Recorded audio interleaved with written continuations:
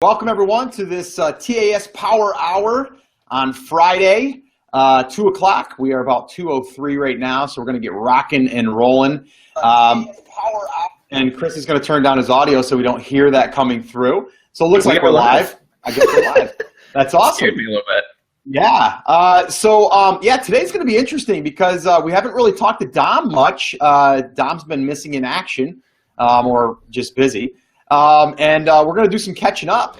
We've got a lot of things that we've been working on. I actually been battling this little chest cough, which is kind of annoying. But we're pressing on and we're pushing through this here. So right now it feels okay.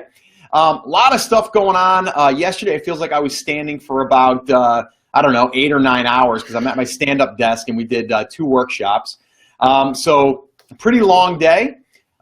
Pretty awesome day though. We met a lot of great people and yeah, so today I just want to kind of get caught up. I guess we can kind of get caught up with what Dom's been up to. Getting ready for our little trip together. Dom, getting super excited about that. We'll let people know what that's about. And yeah, we'll just get caught up and kind of talk about what's been going on and what's been working. What I want to do is, actually, I want to talk about also what hasn't been working. So stay tuned for that. I've got something. I want to pick Dom's brain on something too here live. Ben says Dom looks tired. Dom, I need you to cheer up, brother. I need to see some energy. Even though I feel like I don't have a lot of energy right now, I'm pulling from down below. I'm bringing it up. Yeah. We're getting the energy. Come on, brother. Give me some energy. Come on. This is the post-mortem that happens to me every time you guys do an event. I don't know. I'm not around, so I have to get back to the Dom event slump. The Dom event slump. I don't feel part of the TAS love for my brother. Oh, so. Let's give him a hug. Let's give him a hug. Come on, get around. Let's give you a great big air hug. That's it. Yeah. Well, you know, Dom. Let me just say that we just got back from Seller Summit, which I want to talk about. And it was amazing. I'm not going to rub this in, but it was amazing, okay? And I had a lot of people come up to me and go, I love seeing Dom on the show. I love hearing from Dom. I love what Dom has to offer. At least 2. At least there was 2 people. At least 2. Thanks. There's been a lot of people, though, that came up to me, and there's more than 2. But there was a bunch. And they just said, is Dom coming? And I go, you know what? He wanted to come, but I told him I wasn't sure if I was going to be around, and I didn't want him to kind of be on the outside and not be able to. The event was already sold out and all that stuff. So maybe next year we'll get him to Seller Summit, which I plan on going back to because it's just an awesome event. But we are going to be in North Carolina together here soon, and we're going to be in Mexico together. So, oops, I just said it. Oops, sorry, I kind of let the cat out of the bag. We're going to Mexico, and we're going to have an amazing time together. We're going to actually be hanging out with my father, another partner of ours. We're just gonna have a lot of fun. Like I said, his parents are coming. We got a whole bunch of people coming. Your daughter's coming. My daughter's coming. The only person that's not coming is Chris Shaffer, who's a bum and just decided to not come with us to Mexico. We invited him, but he just felt he had other things to do, more important things to do, I guess. I'd hold up, all the TAS stuff while you guys were gone and make sure the TAS community was getting taken. No, I'm just kidding. You guys do an excellent job with that. It was just with all the travel and stuff, man. With Seller Summit, with North, it wasn't going to happen, Yeah, well, I heard part of that, but you might want to tell because you're at your mom and dad's, right? You might want to tell them to lay off the Netflix right now because I think they're not even here. Yeah, you're frozen right now. You might want to. He's talking. Come back in. I'm not sure. Oh, there you are. There you are. There he is. There he's back. There he is. Yeah. So okay, before we go off on some tangents here, and off track, anyone that's watching right now, feel free to share this if you can share it, because if you're in the Facebook fan page, you'll be able to share it. If you're in the group, just give it some love, give it some whatever you do there, the emoji stuff and whatever that stuff is, Mr. Yuck, whatever you want to do. Send us some love. Also, maybe just throw in the chat if you guys have any questions while we're here, while we're live. submit them down below. We want to see if you guys have any questions, and if we can help you guys, we'll be more than happy to do that. But with that all being said, what's been happening with you, Dom, this past week? What's been going on? Same old, just working with getting some new shipments in for the Open brand, and I think 2 or 3 ASINs for my other brands. And then some retail arbitrage stuff was always truckloads of stuff coming in. So that's basically it, figuring out logistics, and because we obviously we changed a few things. I'm doing a lot of direct to Amazon. So first couple times were not very smooth. So I'm trying to make sure that that process works good. Now I've heard it's pretty fast if you use DHL kind of stuff, like Chris used, maybe you guys have used, but when it's only 20, 30 cases, it's not bad. But I'm sending 10, 15,000 pieces. So it's a little crazier than that. And, they love doing it by air. This goes, to logistics freight forwarder, they bring it in bond and then they just deliver it to Amazon. But when it's with port fees and duties and all that stuff, it's a lot harder. So fight through that. And, we heard back from a couple products that we got guided imports to look into. So those are 3 new products that we're getting ready to work on. And, that's been a struggle this year. I find that just because we've got so much on the go with TAS and, other stuff going on, it's just, I haven't been able to say your issue. I haven't been able to focus on releasing more private label stuff. We're used to doing 2, 3 a month, now we're down to 1 a month or 2 every 2 months. So that's been the challenge for me this year. I just find that, my focus isn't there right now. It is, but it isn't. You know what I'm saying? Like I'll do a couple hours here, a couple hours there instead of a whole week. So now all the people that I'm working with are like, okay, let's get this done. Or before I'd be after them, say, okay, hurry up. I want to get my order. Now they're emailing me and calling me and say, hey, what's going on? We haven't got your proofs or your UPC codes or your box images. So that's been a struggle. But again, that's also because we're trying to do product that's not really available on Amazon too, right? Chris and Scott, you guys know that because you know what the products are. So it's not like we're taking something that's already there and just making it a little bit better. We're actually, trying to launch products that maybe there's one or not even one person with that product. So we have to take from 2, 3 factories and, amalgamate all those parts and stuff. So that's probably one of the reasons why it's been more difficult. But besides that, I think before we move on from that, because some people would say, well, Scott, don't you think that you should launch products that are currently selling? And yes, we are. That's what we're doing. What we're doing, though, as a side little thing here, is we're trying to see a trend that could be happening that we can then compile a few different products together and make our own little package, if that makes sense. So it's kind of like we have something that we know is selling maybe in other marketplaces or whatever, and then we're able to then say, maybe this is something that's going to trend. We'll do a test order, and then we can kind of go. And that's kind of what we did with the one product that we launched with very little promotions and just some pay-per-click. And by the way, give me an update on that, Dom. I haven't checked in with you on that. How's that been doing? Yeah, it slowed down for about a week there, and I thought, okay, this is it. It's like I said, we were doing 30, 40 a day, and it dropped down to like 15, 18, 20. And then yesterday was just, I think we did another 40, 50 units, Nice. Okay. I think we did 130 or 140 units, the Open brand yesterday. And that's with limited stock because we're still trying to get my Christmas stock back in. So, right. Yeah, it's pretty amazing that it's still going. Again, we're the only one basically in the marketplace. There's a couple other people that have kind of got into it, but not the same type of product. Maybe the same, for the same main product, but the accessory is a little different than ours, or whatever it was. So you know what I'm finding? It's still good. You know what, Dom? I'm finding very similar situation in the new brand that we launched, which you know what that is. Yeah. We have let's see, how many SKUs do we have now, Chris? What is it? 1, 2 with variations. With variations, 4. Yeah, I think 4 with variations. There's 4 in Amazon right now. Yes. Yeah, 4 in. There's more coming. But with that being said, there's not really any of those products that are being searched for. Okay. Yeah. The main product is being searched for, but we have accessories that are add-ons in a sense, and I'm finding that to be a little bit of a challenge. But I do know that eventually we'll start showing up as frequently bought together, or customers view this, also view this. And I'm also, we're getting ready to launch some products that are searched for. that are very highly searched for, and then that will lead people in. I'm starting to see it's starting to pick up a little bit with a couple of those SKUs, but that is one of the challenges. I think that when you're trying to add an accessory for something, you're going after the main product, let's say, but you're adding accessories. People might not even know that those things are accessories at this time. They're not searching for them, but if they see them, they might want them. So I'm finding that to be a little bit of a struggle, but not really too concerned, because I know that once we get that cross promotion or frequently bought together, it'll start to kind of take on a life of its own. And then also the products that we're going to be launching are highly searched for. Those will get us in the game.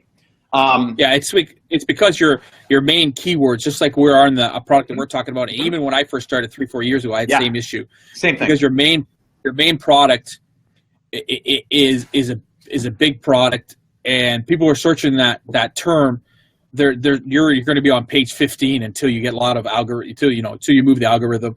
Now you might be that term plus another term you'll show up. I mean, it depends how much PPC you're going to allocate to that actual term and all that type of stuff. I mean, we have the same thing in my second brand, the second company that I opened. We were an accessory, strict accessory. We could never rank right away for the main keyword, just because there was, that those companies had 100 products. Right? Whether it was not even the same product, but the same company would launch different products. So you have to surpass all their products until you get now we're at the top, right? Because all the accessory keywords or the long tail keywords, we start ranking pretty fast on it. So I think with that product, you're going to have it. But again, because it's going to be a one-stop shop, right? It's the same way when you launch. I mean, that's why people like to launch a brand, whether it's your brand or whoever else is doing it versus what we're doing with the open brand. Again, I like both models, but the brand model works because it's the same thing as a like a 7-Eleven now or your gas. They got gas, they got lottery, they got cigarettes, they've got fruit, they've got pop, they've got everything in there. You just go in and buy one thing. That's why Walmart now, right? They because they have so much food, and that's why Amazon got into groceries. Same reason. Right. One stop. You don't have to go anywhere else. You can buy all your Amazon except for perishables, which I think is going to start eventually, right? So Amazon once they have perishables, you're right, Amazon Fresh, exactly. So why would you go anywhere else? It's the same concept. For your product, you can launch 25 things, even if you're not the most competitively priced. You could be $2 higher or $5 higher, and somebody's still going to buy it because they're just going to add it onto their cart and get to that $35 threshold. So that's one good thing about having a brand. Yeah. The bad thing about it is, if it's especially a trend brand, if that trend dies, your whole brand dies with it, right? Yeah. Do you know what I'm saying? Like, if you built your whole brand around an iPhone 4, you're pretty well finished until you do iPhones, right? Or if you did nothing but BlackBerry accessories, good luck. Right. Like you wouldn't make any money now, right? So that's the problem with doing it that way. I'm not saying that's you would have to almost then plan the next move, right, in that brand. Yeah, you'd have to pivot. You have a generic name. Like, it's not like you're calling it that product accessory. You could just turn into whatever the next item is. There's always, especially the space you're in, it's always turning every 2 to 3 months. If there's new stuff coming out, and so you could just say, okay, I'm done with this type of stuff. We're going to move into this. Right. And that's it. That's the beauty of part of it. So and the best thing is you don't lose your feedback and all your history. And all that. So no, I agree. And I mean, again, there's pros and cons. And it was funny at the Seller Summit. I had a pretty packed room actually, which was pretty. I was surprised because I was going up against Steve Chu of his own event, and there was 2 tracks going, and I was talking about how to launch a product on Amazon without needing incentivized reviews. I talked a little bit about the open brand product and also the most recent launch that we did using an email list and all that stuff. And it was funny. I had a full packed room, which was amazing. And anyone that's watching, and there is some people that say they watch the TAS Power Hour. I want to thank you guys for showing up, supporting my presentation, and a lot of you said that you got a ton of value from that. But I got a lot of people that said, what do you mean for like the open brand? What does that mean? And again, guys, if you guys are just tuning in and you don't know what we're talking about, an open brand is really having the flexibility under one main brand, like a main brand of XYZ wholesale or XYZ deals, and then you launch kitchen accessories and sporting outdoors or sporting goods, or maybe it's fishing, or maybe it's camping, or maybe it's toys or whatever, right? You're able to do that under that open brand umbrella. And then from there, it's kind of like a retail ARB account in a sense, to where you can have miscellaneous things. It's just you're going to call yourself like XYZ Deals or whatever. And that gives you the flexibility. And someone asked me, like, Scott, if you were to start from scratch, what would you do? If I didn't have any type of direction or brand in mind, I would do the open brand without any question, because it gives you that freedom of testing really quickly, like rapidly. And then you can move and say, okay, you know what, that didn't really take off, so I'm going to go ahead and try something else. And then you can keep playing with that. But if you had some direction, or maybe you already have a brick and mortar store and you're into, I don't know, some type of accessory, for camping, or maybe you are a sports and outdoors store or whatever, then your natural next move is to put it on Amazon. And if you do that, then, I mean, we met a company, Chris, we met a company there. They're doing like millions of dollars on their own site, and now they've graduated and went over to Amazon, and they're just scratching the surface. And they ran out of inventory in Amazon, and it tells you like how much money you lost because you didn't actually get to sell that. Their screenshot, Dom, was $980,000 that they lost because they ran out of inventory. Okay? Selling $5,000 canoes? Holy, that's a lot of money. It's That's insane. crazy. No. Actually, they're not. They're actually selling like little trinkety type stuff that's like probably what, Chris, $20 to $30? Nice. It's so I don't know what it was for, but it's anywhere $20 to $100. All right, so $20 to $100 cart. So, but I mean, they're doing massive amounts of volume on their own sites. But anyway, I was blown away, and I want to say thanks to everybody. We did get a lot of Power Hour love at Seller Summit, and that was always followed up with what we brought up earlier, which was a little bit of love for Dom, and just a little disappointment that he wasn't there with us as well. So, Power Hour is gaining some traction. What I heard down That's there. what we want. I know, Chris, man, your audio's a little choppy, but I think we understood you. I think you said that it's gaining some traction. He's running 30 down, 37, 30 up, 7 down, or whatever it is in internet over there. What's going on? Oh man! All right, so the other thing that's what we want, though. Yeah, exactly. I want to answer some questions. It seems like we've got a bunch of questions coming in as well. A bunch of people are on right now. Guys, do me a favor. Like I said, share this, like it, whatever you can do to give it a little bit of love. Keep us coming back. We don't want to not do the TAS Power Hour, but if you guys keep showing up, we'll keep coming back. So definitely want to see any questions you guys have. If we can help you guys, we definitely want to do that. I also want to talk about the email that actually it's not even been sent out yet. It's going to be sent out at like 3:30. I think I'm going to send it out. But I talk a little bit about in there, like, people came up to me. They're like, Scott, what is the secret formula? Like, if no one's listening, like, can you tell me, like, what do you guys talk, like, what do you and Dom and Chris talk about behind the scenes that you don't, like, really let everyone know about? Like, what's the secrets? Like, and I'm like, there is none. KFC, right? KFC, you sold KFC. Yeah. 12 herbs and spices. That's what it is. Yeah, so, here's the deal. And it kind of annoys me that there's some people in our community that build up hype around the tactics and strategies and hacks and all of these things that get us interested, right? Mm-hmm. I went on a little bit of a rant in my email, just a very little rant. It's not too much, but just a little rant. But I went through like everything that it takes. And we just did our workshop last night. And our workshop, guys, if you guys did not attend that, definitely check that out, because we're not going to be doing another workshop for about 6 to 8 weeks.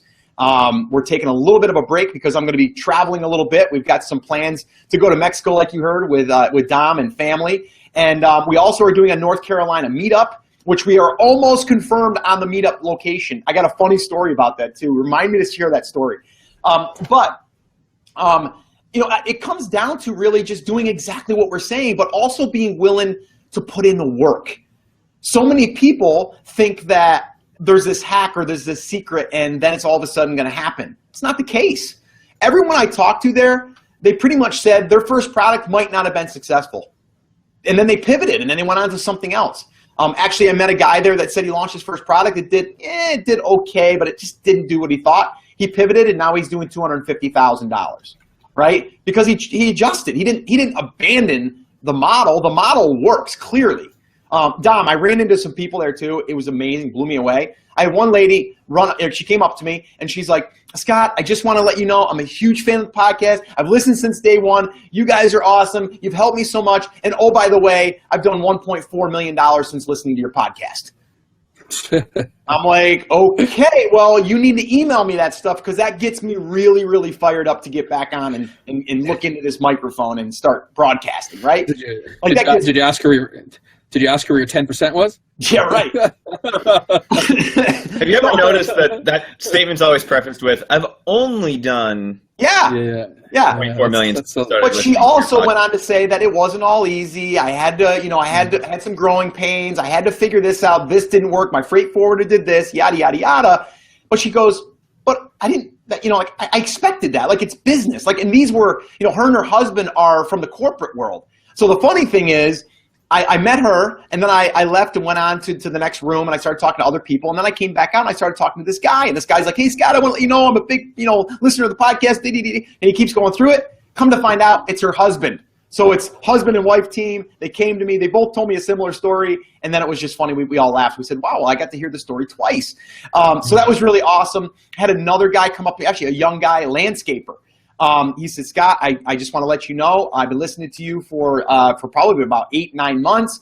I took action. I went out there. I listened to you as I was doing people's lawns. I owned a landscaping company. And he was like, I think, how old was he? Probably like 25 or less than 30. And he's done over $500,000 since starting. And he's like, Scott, man, I just owe it all to you. And actually, Dom, he's from Hawaii. So he already said we've got connections in Hawaii.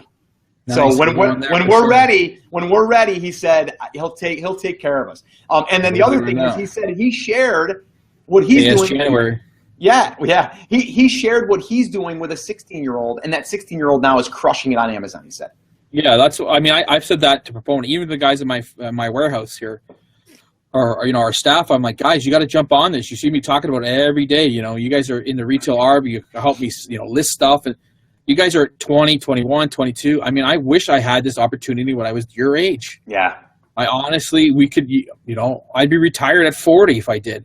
Seriously, like that's just the way it would work because in 10 years, you can build up a lot of products. Yeah. Right? So you got to take advantage of it. And they've got, we don't have that advantage. We're in our 40s, almost 50s. Well, it's not Chris, but, me and you. Come on. She's still a good guy. But you know what I'm saying, right? Like we're starting late. I mean, my retail ARB started when I was in my mid-20s, but again, the scalability of private label. You put in the work. It's work. And that's another thing that I went on a little rant. I'm like, people come up and go, Scott, man, you got so lucky. That's awesome. And I'm like, go back and listen to episode 300. Yeah. I've done a lot to get where I am. And Charles just says, meet up in Hawaii. I like it. Charles was there as well. Charles was looking for you too, Dom. Charles. That's good. Charles, man, I just want to say, awesome meeting you again there and hanging out with you. And you're always a rock star. I want to thank you so much for being a huge supporter of TAS. You're awesome, Charles, and you're doing some amazing things as well. But yeah, definitely Hawaii. That sounds fun. But yeah, I mean, you put in the work, Dom. Like, let's not ignore that, right? No, we've said that from the beginning. I put 20 years of stumbling over myself to get where we are now. Totally. To have, a high-level retail ARB and 3 to 4 big companies on Amazon separated with partners, my family, all that stuff. It just happened. I didn't create hundreds of ASINs myself, but, I had to work for that. It's the same thing. Everyone asks me the same question. How do you do it? Like, you seem to know what you're doing. You have the magic touch. I get that all the time. I said, it's not really that. I said, if somebody says don't release a garlic press, I don't release it. Right. If we talk about a product on here or Greg Mercer talks about a product, I'm not going to go release that product because 100 other people are going to do the same thing because they think because he's showing that it sells, right? I'm just using that example. So and then you got to trip over yourself and you got to be here it is. Nick Gamble's a perfect person. You got to be able to gamble, right? You got to he gambled. His last name's Gamble and he's doing well. You got to be able to lose that $1,000 and not think about it twice. And this, I always use a casino reference. You guys know that. I've said it a million times. You walk in a casino, you got to know you're able to lose that $1,000. If you lose that $1,000 and you can't pay your rent tomorrow, it's not a good business right now. The one difference, though, Dom, the one difference though is when you throw $1,000 at something and then you see if it works or not, you take education away from that. Yeah, you're on the roulette table. You don't really gain anything other than holy crap, I just lost $1,000, right? Yeah, I'm just saying that if you fail, at least you already know to yourself, okay. I mean, the positive, negative thing. Oh, I don't expect to make lots of money today. Oh my God, I walked out with $1,000. You're already downplaying your success. And if you don't win, you're okay. You're not really mad. And if you do win, you're really happy. So it's the same thing with private label. And again, you just have to. It's all, again, we said a million times, all product selection, guys. It's really what it is. It's product selection and willing to pivot when you need to pivot, right? Yeah, and then don't marry a product. And that's why the open brand is good, because I've seen so many people that get into the brand company, they release their first, go to the second. By the time they get to the third product, it's so saturated. They're like, what am I going to do now? I'm already 2 products in. Well, you know what? Just do the open brand then. Go into another category then. Like, don't give up. Like, it's not, and that's how we kind of started the open brand, Scott, is, after our third brand, our third account, we're like, okay, we got a bunch of products up, and like, oh man, we want to release this other product that was going to sell for like $30, and it was just saturated. So we kind of got a dead end. And I got, I forget about this. I'm not going to fight with these brands anymore. I'm just going to start releasing whatever I want to release, whenever I want to, and take advantage of it that way. So yeah, there's really no secret sauce. Yes, there's a lot of hype. There's still a lot of hype in this game. There's a lot of false information, or you get quick hype.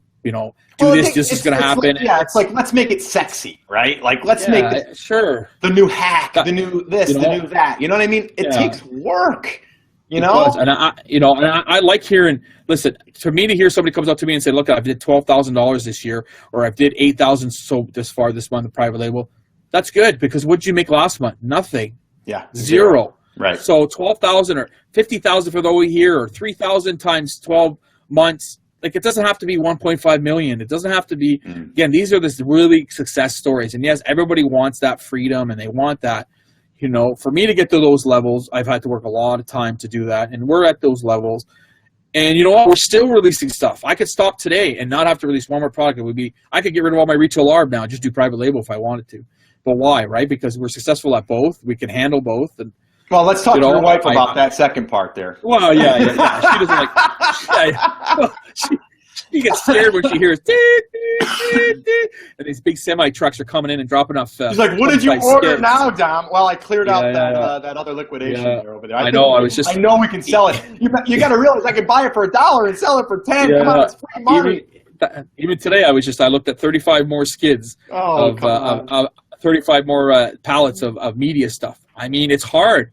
At a couple $100 a pallet, and there's $5,000-$10,000 worth of stuff on the pallet. It's it's hard to say no to.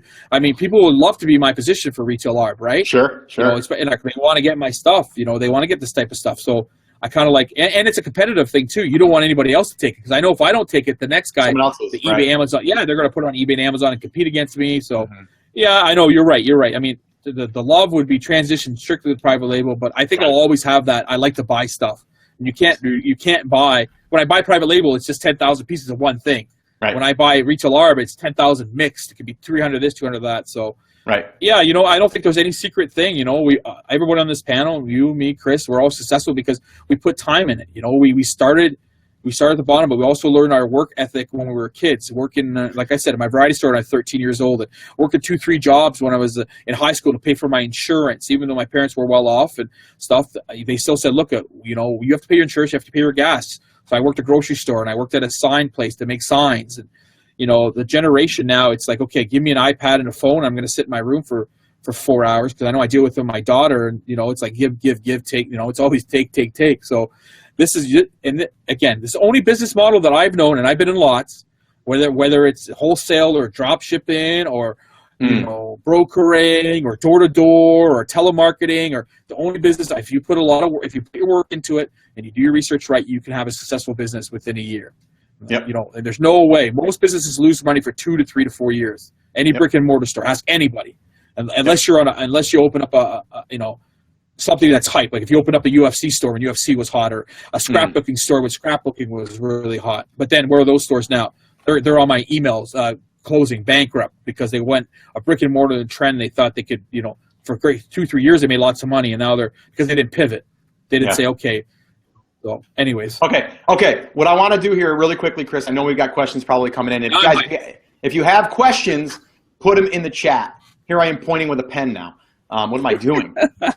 So put in your questions. I did want to say something here. Again, I got a lot of stuff I want to share about this weekend because it was just awesome. I did a roundtable session with people that had attended my or that wanted to attend that were at my presentation. The one thing that people said to me, they said, Scott, like when you first start, when you launch a product, when do you start to, or not even that, like I don't want to lose money. Like I want to be able to just sell the product and make money. Like I don't want to put that, put my order in or my inventory in and then sell something and not make money. And I go, well, number one, that's the wrong mindset. And I like to go back and give this, and it's funny, here's a story for you. I'm sitting there, and basically this is what I shared. I said, listen, people have been doing this for years. If you have a brand new store, brick and mortar, no one knows that you're here, you're going to run a grand opening something, right? Newspaper ads, maybe billboards. You're going to let people know, radio. And then you're going to have like a tent with hot dogs and hamburgers, and you're going to have the clown, and you're going to have the bouncy bounces and all this stuff. And then you're hoping that people are going to go, oh, cool, I'm here. I might as well create a new bank account because I'm at the bank, right? Or, oh, these guys are really family orientated. I want to do business with them, right? That's what you're hoping for. And people are all like, oh, okay, I get it. And I'm like, so private labeling, it's the same thing. When we're first getting our order in there and when we're starting to do our little launch, we're basically not thinking we're going to make money right out of the gate. Like we're just saying, this is part of our promotion. This is part of the way that we can get seen because Amazon is going to give us love after we give sales, right? That's what they do. And then we start to rank, then we start to get eyeballs, all of that stuff. As soon as I got done talking about that, everybody got it. They agreed, okay, I get it now. I get it. I left that table and I had a gentleman walk up to me and goes, hey, I just wanted to tell you, I've been doing brick and mortar stuff for years, okay? We used to budget $10,000 for a grand opening. $10,000 for a grand opening on a brick and mortar. So you want to have maybe, let's say you order 1,000 units and you want to allocate 500 units as like your launching material. That's basically part of the process. Now, you might not have to do that as aggressively. Maybe it's not doing a 50% off discount like we just did. Maybe it's running pay-per-click heavily and not making money on the pay-per-click. It's getting that exposure. But understanding that the money that you're putting into it right now is really to build the foundation so you can be rooted. So this way here, you're like right now in our new brand, we're getting set and ready. So when the traffic starts coming in, especially when it gets hot, maybe even in fourth quarter, we're going to be rooted very deeply within this product line, okay, and within these keywords. So I just wanted to say that because I thought that was interesting that people weren't getting that. And then a gentleman came up to me and says, you were spot on with the grand opening example. It makes total sense. Chris, did you want to say something? Yeah, the other thing, and let me know if I just start going Mr. Roboto on you. He said they didn't expect, he launched a series of stores and they projected them to be non-profitable for the first 3 years. Mm-hmm. So it was $10,000 to launch, and then they didn't expect to break even for 3 years. And Dom, you hit it right on the head earlier. This is one of the very few business models where you can be profitable very, very quickly, if not even on that first order. Mm-hmm. Right? And Scott, I know like we just did this, it's going to be right around break even on that first order for that first product, if not eke out a little bit of profit, even with doing that promotional stuff. Yeah. And that PPC. I know you and I were going through the second check that we got back from that brand last night. And we said, man, look at that. Look at how much we would have gotten back if we weren't running PPC. And then you kind of walk away from that and you go, oh, but we want to be rooted. We want to have that foundation, and we want to be in so that as we're doing this stuff, we can let the organic stuff take back over, and then we don't have to worry about it as much. Yeah, and basically what Chris is talking about is there was like a 2 week, you get paid every 2 weeks. Well, we kind of looked at our pay-per-click cost because our pay-per-click cost comes out of our pay, right? We have it going out of our pay versus going out of a credit card. So it was basically in 2 weeks we spent $611 on pay-per-click, okay? And that was really to drive those sales.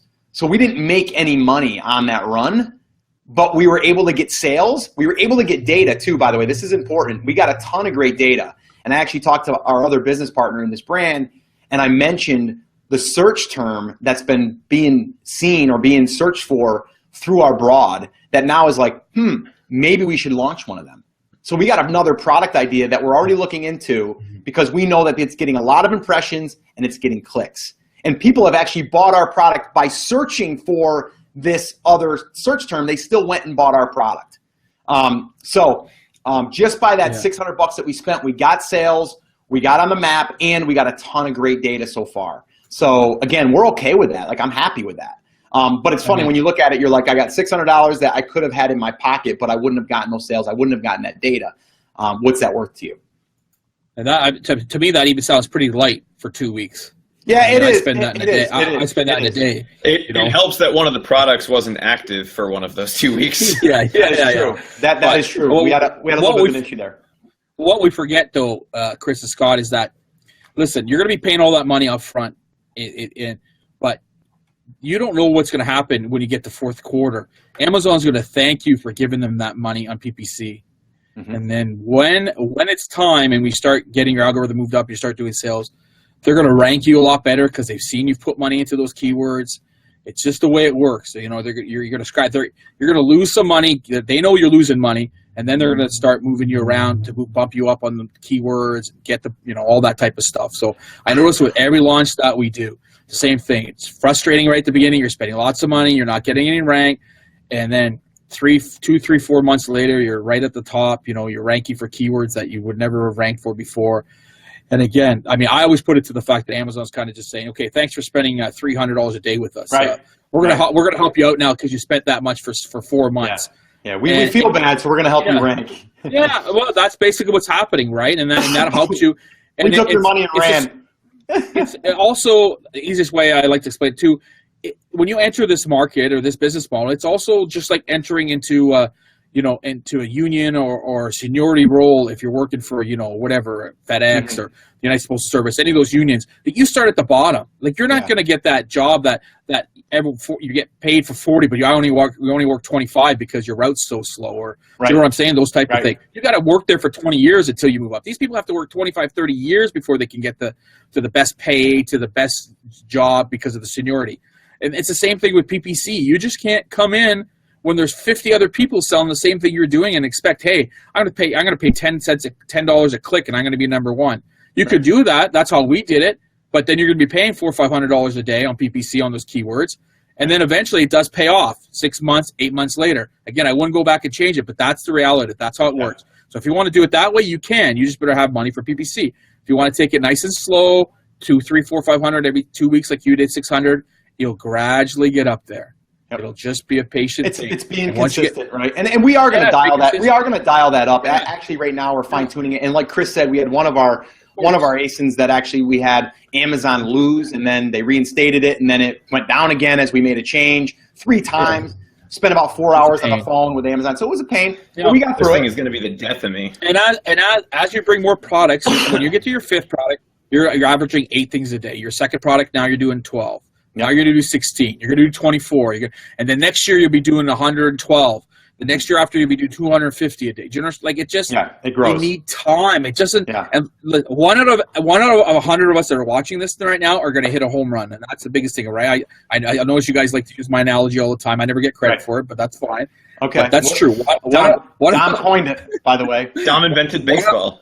I invented baseball as related to private label, right? Single, a double.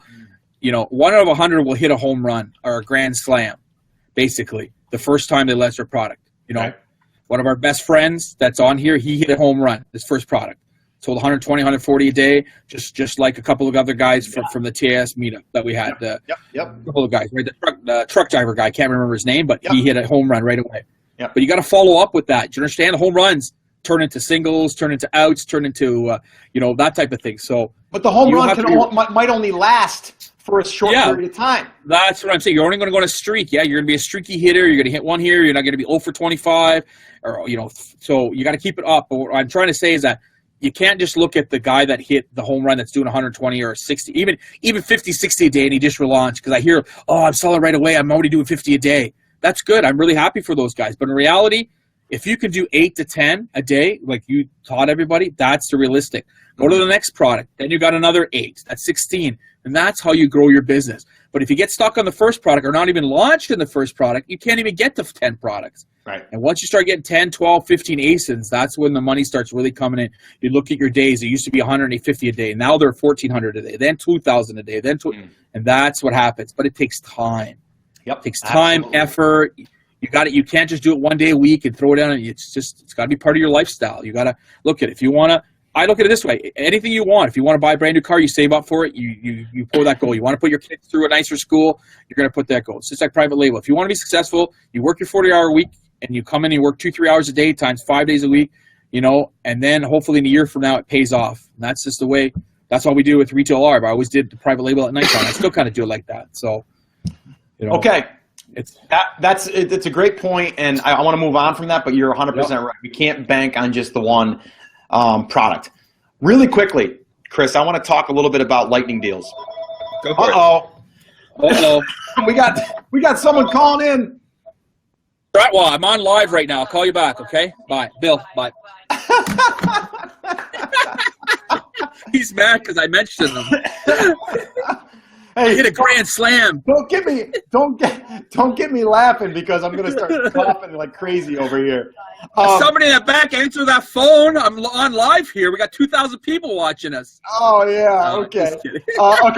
Okay. So really quickly, Danielle actually wants to know, looking for your thoughts on lightning deals. Well, here's the thing. We got very quickly after we did our first launch, we got accepted for a couple of lightning deals, and we were all pumped up. Yeah, we're all pumped up about it, and we had actually a decent time too. I think one of them was like 5 o'clock at night, and one of them was like 10 o'clock in the morning. And honestly, neither of them did good, Dom. Neither of them. No, the first one did. I'm surprised you got.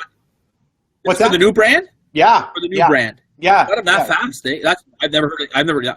See that, guys? See how good the brand is selling? You already got lightning deals. Usually it takes months before. Well, and that's that's good. Back to the whole, we launched out of the gate. We were able to get some sales coming through the door. They immediately opened up some lightning deals.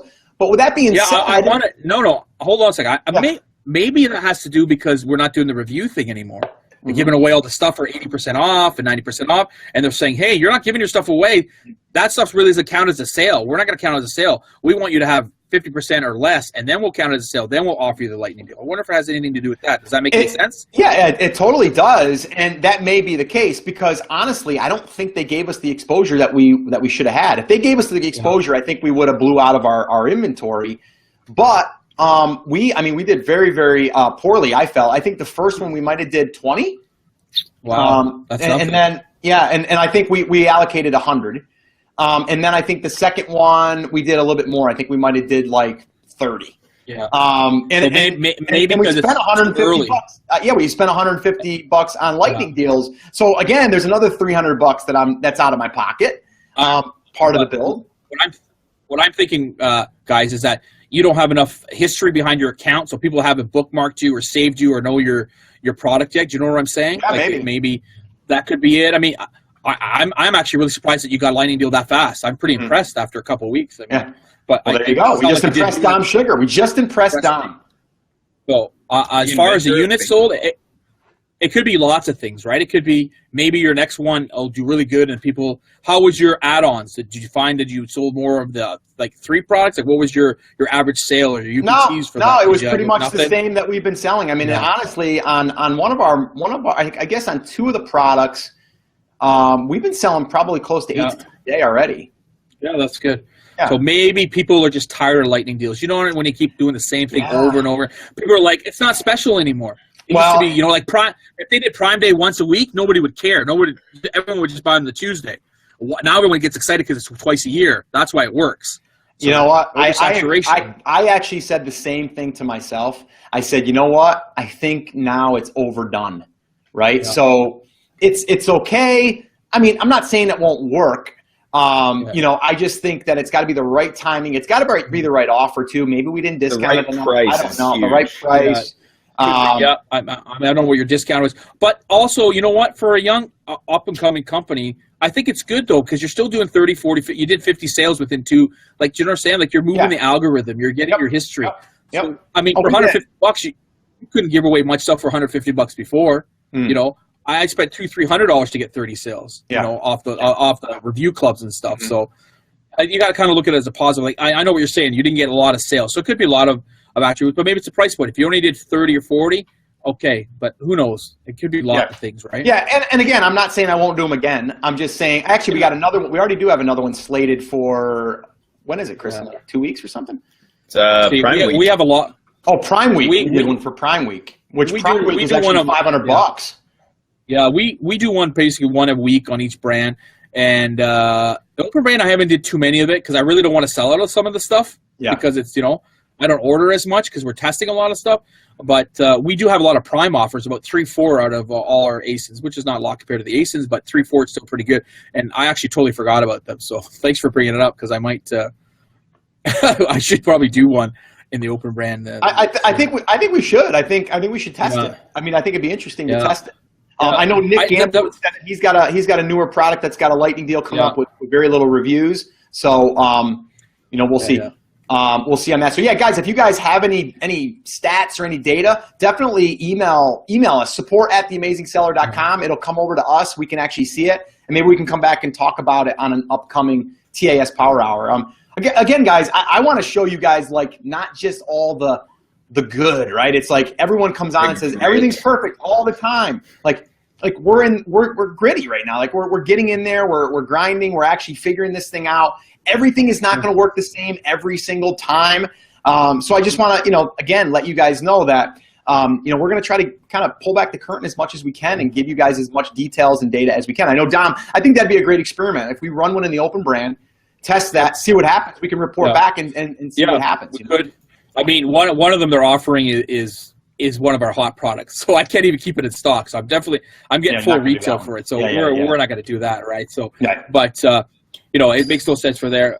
But you know, no matter what level you are, you're gonna have some hardships. You're gonna have frustrations. Like I said, every day they still have not changed the PPC. You know, your advertising budget versus what your campaign budget. And it drives me crazy. That I'm off 60, 70. You know, the budget says I'm at $98 and my campaign says I'm at $13. I'm like, guys, how are they not synced together? Do you guys not work for each other? I don't get it. Oh no, they're working with the, you know, and then try to use the app on an iPad now or a phone. Forget it. You can't scroll. You can't put your cursor inside the iPad to move up and down. Yeah, but Dom, you're a little addicted. Here we are walking into the Raptors game, right? We're walking into the Raptors game, and Dom's got his iPad as we're walking in, adjusting his pay-per-click. I'm like, dude, put it away. Right, and then you thought he deleted everything. You thought you deleted the campaign. That's right. And then what happened, because you stressed me out there, you told me to put it away because we paid $400 for tickets. I ended up actually putting on every campaign I ever put on. I spent $500 in about 2 hours that day. I'm like, what the heck? Why is my campaign done 2 hours after the game? You know, I looked every single campaign I had, like 150 of them. I guess instead of pausing them, I turned them on, and I'm like, Dom is officially addicted to pay-per-click and his iPad. I had to look over at him, and his wife even did. And I'm like, dude, put that away. Yeah, like we're here to watch. Right, you're right. You're like, all right. Yeah. You know, and then you want to find him. I got to go to the bathroom, and he's going to go there and be checking it in the stall. If you want to know about PPC, yes, that's right. She had to take it for me. Even when we're taking pictures, I'm trying to take pictures while my iPad. No, look at it. I like PPC. I mean, I don't like it as I'm paying the money for it, but I like the way I'm trying to figure out how it works, and it's been an ongoing battle for 4 years. So you know. So all right, we're like running late here, but let's just keep running here. I mean, I don't care. We can go a few minutes over if we've got time. But there was one other thing that I wanted to quickly mention. Gosh, I lost it now. But anyway, let's answer a couple questions, Chris. It seems like we still got a bunch of people on. So Guillermo says, want to talk about the venue too. Has anyone upgraded to two-step verification yet? Has it been a smooth process? Sorry if this has already been asked. We're using two-step on all of our accounts. Scott, I believe you are as well. And I know the new brand that we're in is on two-step, and it's been the bane of my existence this week, but usually it's pretty nice. just because it refuses to recognize the IP address at my parents' house is the same one that I've already logged in from. So it's been texting Scott every time I log into the account. But it's definitely something that I would suggest setting up just to secure your account. And that way, anytime. It's definitely something I would definitely recommend. And actually, we had someone Alan Hayden in our PLC group, and he talked about a horror story that had happened, that someone had gotten into his account. He couldn't get back in his account. He was nervous as heck because they could just now all of a sudden switch over all of your billing information, all of your account information, your checking account, all that stuff. So it was scary. So I would recommend doing it. It's a little bit of a pain. I'm getting usually a text every day or maybe one or two, either from Chris or my other business partner. Hey, can you send me the code? You should. I think they're going to work that little bug out, but it is definitely something that I think that you should probably do as soon as possible. I do. It's definitely annoying, especially now. I notice the app does it every time I go to download the app. It asks me for. I'm like, oh, come on! And I haven't did it for all my accounts. So the problem is I can't have 4 phones and 4 or 5 apps, right? So I have to log out, log in, and every time. So it's very frustrating, but I get what it's saying. But that's a problem, especially I like to do PPC. So every half an hour I'm in there. I got to log in, log out, go to this account, log in, log out. Then ask me. I got to go to my. Oh my God, what a nightmare! So I like hit remind me later. That's my favorite thing now. But so the answer to that is yes, I would do the 2-step verification. Yeah, for sure. Okay. All right, Chris, go ahead. Another question? Tammy wants to know, how do I set up a lightning deal? Tammy, if you are eligible for a lightning deal, it should be in the promotions tab of your Seller Central account, or it's actually advertising, I believe is the name of that, and it should be right above the little promotions tab. It'll say campaign manager, enhanced brand content, lightning deals, and Amazon will tell you what products you have that are eligible. Then you can go ahead and create one. They'll let you pick when you want it to go live. They'll give you a couple options for that, and then they'll tell you if it's 150, 300, 500, whatever that fee is. Yep. Scotty Jr.'s new coffee, favorite coffie. Maple Donuts and Tim Hortons coffee, right? Tim Hortons. If you guys are listening to this and not watching it, Dom just put up his what is it? Tim Hortons cup of coffee, and he's making fun of my son because he liked those nice Buffalo at the hotel. Yeah, at the hotel. Right at the hotel, there was one. He liked those glazed right across donuts. from you. Yeah. Maple glaze. These are delicious. Oh, he loved them things. He loved them. All right, go ahead, Chris. Shawarma Subway. Heather wants to know, lots of talk about back-end keywords this week. Is it correct that they should be written in logical phrases? Most important, first, no commas, etc. Need to be in the listing and should be used in PPC campaigns. So, guys, there has been a lot of talk about back-end keywords, but nothing has officially changed in terms of Amazon. My philosophy on this, and Scott, I think your philosophy on this, is put in the keywords that make the most sense. Don't fill it with junk, right? So that will break down into having some phrases, right? So if you're selling a garlic press, the first thing I would type in is garlic press, right? Obviously, that's a phrase.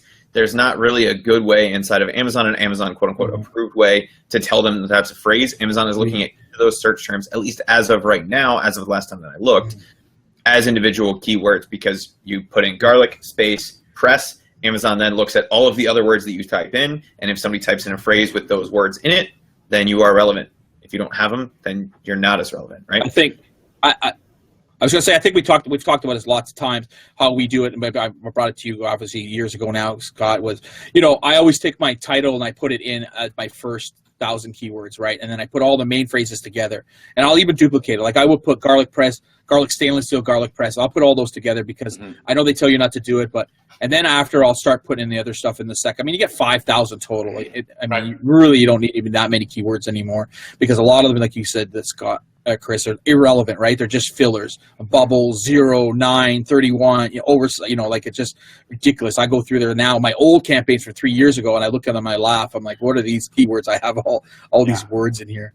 I think the big thing just to take away for right now, because we're a little unsure of the new changes and stuff that Amazon may be going to, is just keep your phrases tight together if you can, and the most important ones put in the front, the very first line.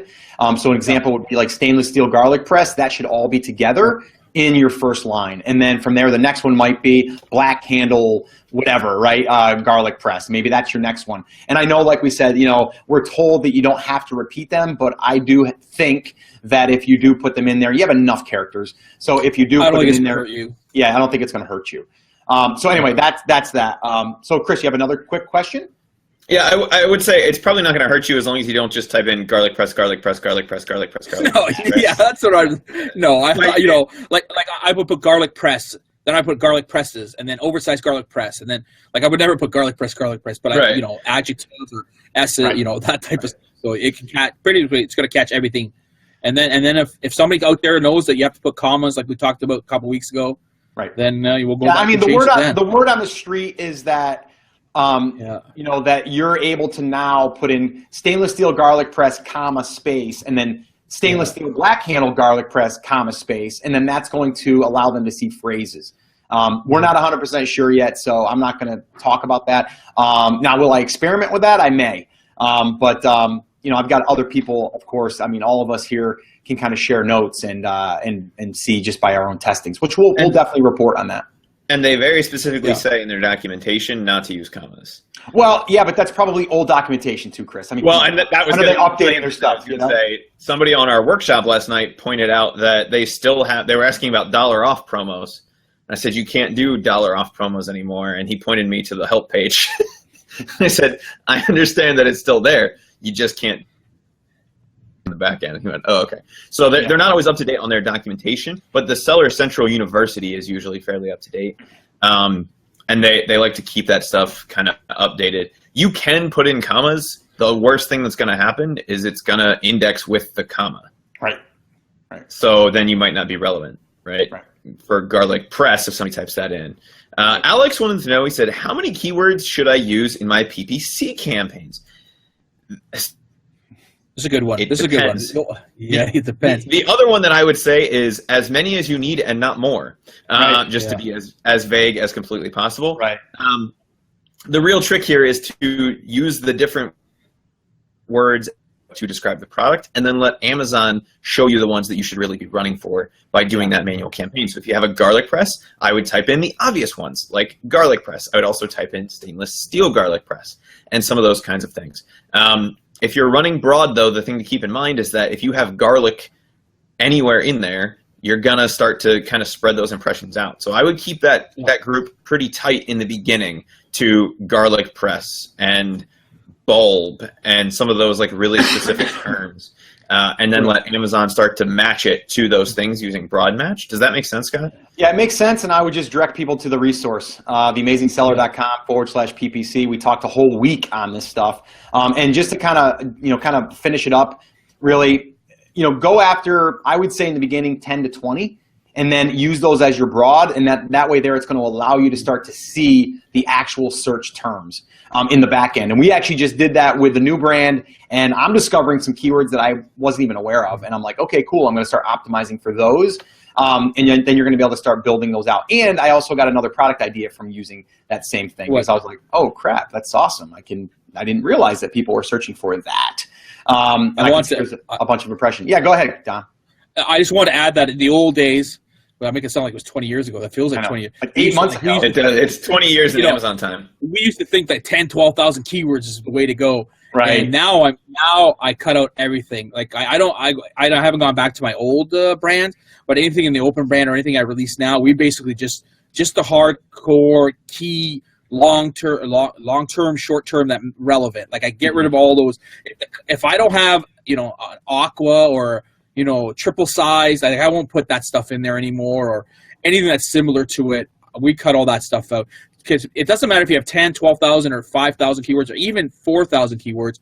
PPC is only going to take allocation of money to certain keywords. We've talked about that before. Yep. If you got 500 keywords in your campaign, they're only going to spend money. You only have so much on your budget, because you're not going to set a 10,000. You're only going to take so many keywords. And I can go back I will go back I'll go back to some of my campaigns that have 12,000 keywords, and I'll look, and I bet you only about 400 of them have actually had impressions over the last 2-3 years, 400 to 500 of them. So it's irrelevant to have that many keywords. So really, you could get away with 100 per line. It's better to have quality than quantity, right? We're always thought as many reviews, as many keywords. Now it's all about quality and relevancy. Yeah. Yes, that's it. Don't worry about having 50,000. If you say to somebody, this is my product. If I say this to you, would you know that it's my product? And they go, no, that has nothing to do with it. Then you should have it in your keywords. Yep. Do you know what I'm saying? Like bench press. Right. You don't need that in your keyword. It doesn't make any sense. You're going to get hit. You're going to spend $1,000 on that word. So that type of stuff, or brand names that are relevant, stuff like that. Really quickly, Yep. Greg, I think it was Greg had a quick question. Wants to know what a long tail keyword is. Greg, what that basically is stainless steel garlic press is a long tail. Black handled stainless steel garlic press. That's a long tail keyword. It's a string of words that make up the keyword. We call that long tail. The easy way to think of it is product plus things that describe it. Yep. Yeah, exactly. Yep. So there was another quick question here. Andrew Thomas was very interested in your summit pre-launch technique list building using landing page that releases a coupon for an email address. I've looked at your TAS website, and it looks like you're using My Seller Pal as the tool you use, correct? And the answer is no. The tool that we use now is Giveaway Boost. We actually used King Sumo. We use that. Yeah. So now we're using Giveaway Boost, which is a plugin that we created that actually allows us to really customize and make that landing page perform even better. And what's that do, Scott? Is that your tool we were talking about, where it randomly gives you the code too? Like it'll give you your code. Well, no. What the giveaway boost does is it creates the landing page and the thank you page. So the thank you page is where it's really powerful, because that's where people get a unique URL that they can share the contest with their friends or people in other pages. I get that. The more people that they get to enter, they get extra credits. They get extra entries, and that's what builds that. So the giveaway boost really builds that out for you. I get it. When I was talking to you last, I remember we were talking about you were trying to get the app where it'll rotate the codes for you. It'll automatically generate your codes. That's if you're doing one-time use. Giveaways. We're doing here as a giveaway to build out. So it doesn't matter. Yeah, so it doesn't matter. It doesn't matter. Yeah. One-time use codes anymore for 90% of what you're doing. You can use a group code. Yeah. Because percentage off. There's no quantity limit unless you set a quantity limit in your listing. So are you really worried about it? The answer is no. You guys can find all the resources about Giveaway Boost at theamazingseller.com/build list. You want people to share it. Chris, can you put that up on the screen just so people can have that that link if they want to go check it out? It's a replay of a workshop we did, which walks you through that entire strategy on how to use that building of a list. And it's totally free. There's not even an opt-in. You don't have to give us your email or anything like that. It's totally open for everyone to kind of view that. So go check that out. It's a great resource. Go check that out. Chris, we got any other quick questions? I know it's 3:05. I got a couple more minutes if you do. Can we stick on for a little bit longer? I got to run. You got to run. Chris has got to run. What a party pooper, man. I'm going to a rehearsal dinner, man. I got to put on that's right. That's right. Chris has, you aren't going to go with the 1K Fast Track shirt on at the rehearsal dinner? I mean, it is a hipster wedding, so... Oh, that was beautiful. Represent. Oh, wait a minute. Quick story. So I'm sitting there. I'm getting my breakfast this morning. I went over to our local deli, went with my son, my daughter, and my wife, and I'm standing in line, and a lady taps me on the shoulder. She goes, oh, and I've got this shirt on too, by the way. You guys can see that? So it's the Amazing Seller definition. Which we should probably put that up somewhere, Chris, where people can read it. But anyway, so this lady goes, I really love that saying on the back of your shirt. I've got a 20-year-old son. I think he would really love that. I think it's great. And she goes, what exactly do you do? And I said, well, it's kind of hard to explain, but I'm in e-commerce, and we're all about entrepreneurship and kind of selling products on Amazon and our own e-commerce. She's like, that's very interesting. She goes, so how, do you have a business card? I'm like, no, I'm not really prepared. And she's like, well, how do I get more information? I go, you just go to theamazingseller.com. So I got a new listener just from going to breakfast today. It's pretty awesome. You actually got more. The other day, my wife is taking our daughter to her ballet or dance class or jazz class, and she starts talking to this lady, and the lady says, "What do you guys do?" "Oh, we work for ourselves. We do, we sell on Amazon." She goes, "You do?" She goes, "Yeah, you can do that." She goes, "You can do that?" She goes, "You do?" I go, "Yeah, we have our own private label." "You have private label?" "Oh my gosh, I started private label like 2 years ago, and I'm going to this course next week." "Oh yeah, you pay a lot of money?" "Yeah, I pay lots of money." I said, "Well, you didn't have to pay all that money." She tells me, "You just want to talk to my husband and Chris and Scott, the Amazing Seller." "What do you mean? Your husband knows Scott Voelker?" And I said, Really? she said, yeah, they're best friends. Chris Shaffer, they're on, they interview each other all the time. They were going on vacation. Oh my God, what a small world. So she goes on her phone and, oh yeah, he's there. I'm sure. Oh my God. So now every week, that was like 3 weeks ago. Now she's all excited because now she knows somebody that sells private label. She's all that. She's, I want to come to the meetup. So now they got another listener. Nice. She's starting at episode 1 and working through. So it's funny, right? It's nice. just that's funny. Small world. Small world. Yeah. No. All right, we got to go because Chris has got to run. What a party pooper. I would have stuck around, but I'm just saying. But anyway, I know you got to go to rehearsal dinner. Whatever you got to do, go for it. The sun is shining today though, so I might have to go outside. Actually, I've got a new chair that my wife bought me for the back deck. I might go take a nap. Lifestyle business, baby. Lifestyle. Oh yeah, I've got one of those zero chairs now. You can put your feet up. It's nice and glidey. I'm just gonna sit out there on the back and I might just close my eyes for 20 minutes, take a little power nap. You don't have your inflatable balloon chair, or what they're called, that everyone's releasing on Amazon. That they fall apart after 2 seconds. They tie it up, put it on the beach. Oh, don't sell that, guys. Do not sell that, please. All right, guys, let's wrap this up. This has been fun. I will let everyone know that if you guys have not tuned into our workshop, we did a workshop yesterday. Actually, we did 2 of those. It's our last workshop for about 6 to 8 weeks. It's going through the whole 5 phases of launching your product. And again, I said in my email that should be going out in about 20 minutes. Basically that it's not as complicated as people make it out to be. And a lot of times people want to make it seem sexy, that it's, these new hacks, there's these secrets. Everything's laid out in that workshop that we give you guys. There's downloads, there's all those sheets. It's going to be available through Sunday. So if you guys want to go check it out, go check it out. Also, the meetup in North Carolina, we're pretty much finalizing the meetup area. And actually I had a funny story, but I don't have time to share it. So maybe I'll have to share it next week because Chris has got to go. But you want to let people know about the next day, Sunday? What's going on with Sunday? Do we open up any more spots? Because I have a few people. Oh yeah. Actually, too.